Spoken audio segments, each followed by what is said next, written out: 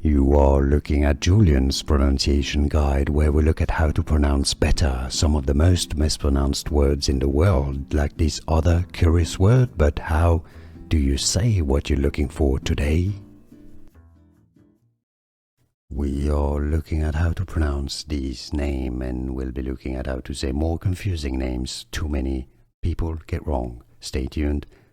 Loads to learn here. Different ways of pronouncing it. In English, it's normally said as Leon.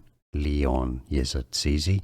Now, in Spanish, it's usually said as Leon. Leon, meaning lion, actually. In French, it's said as Léon. So, different ways, but in English, Leon. It's easy. And now you know more videos for you to learn more correct pronunciations. Like this video if you found it useful. Appreciate your support. It helps me a lot. And thanks for watching. Here are more videos on how to pronounce more confusing words and names too many mispronounced. Like this video if you found it useful. I appreciate your support. I'll see you soon and thanks for watching.